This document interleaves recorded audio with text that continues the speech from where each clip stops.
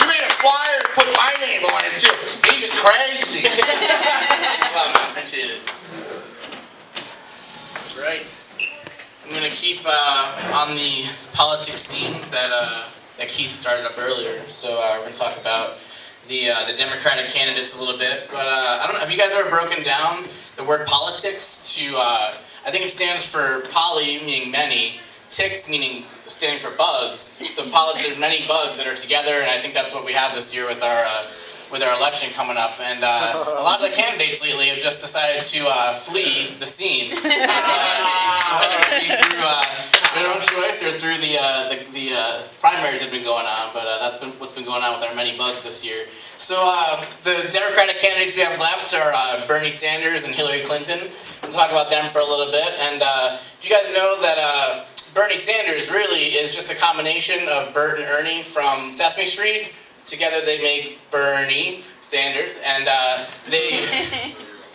if Bernie's elected, we'll find out what the rub-a-dub-dub in the tub really means. And I believe that's where he started to feel the burn for the first time, was in the tub with Bert and Ernie back in Sesame Street days.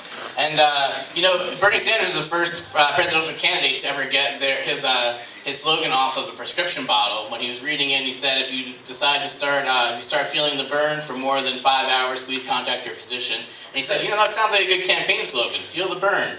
I'll go with that. And next up we have Hillary Clinton, and if she's elected President of the United States, she'll be the first woman president of the United States, which would make Bill Clinton the first man or first gentleman.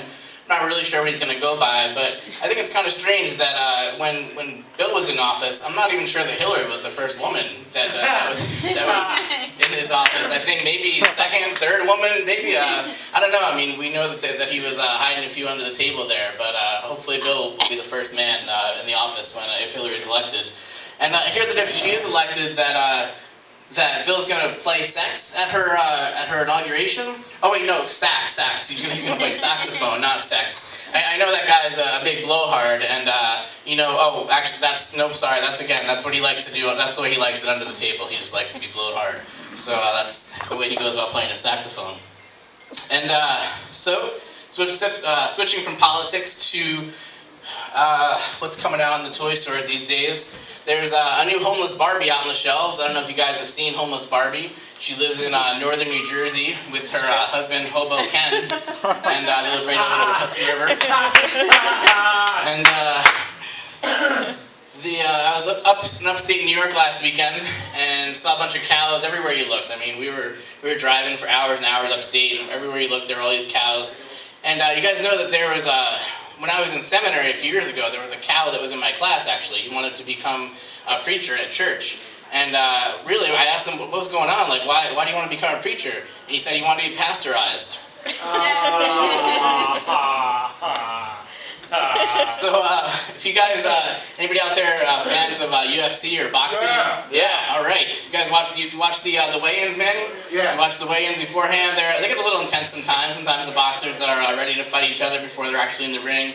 You know, I think it would make it a lot more entertaining if we had Marlon and Keenan Ivory and the Wayans brothers host the weigh-ins.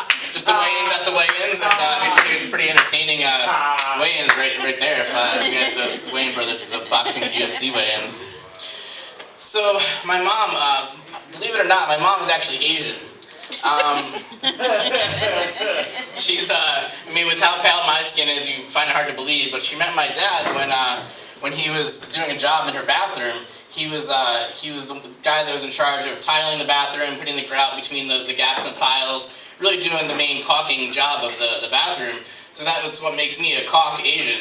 And that's where my background comes from.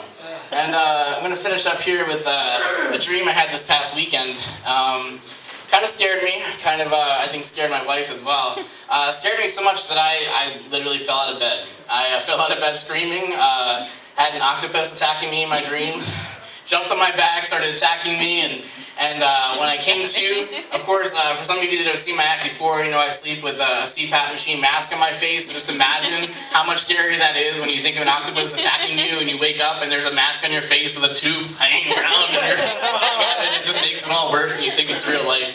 But that was how my dream went this weekend. Fell out of bed, made a big thump, and my wife wondered what happened to me. So there you go.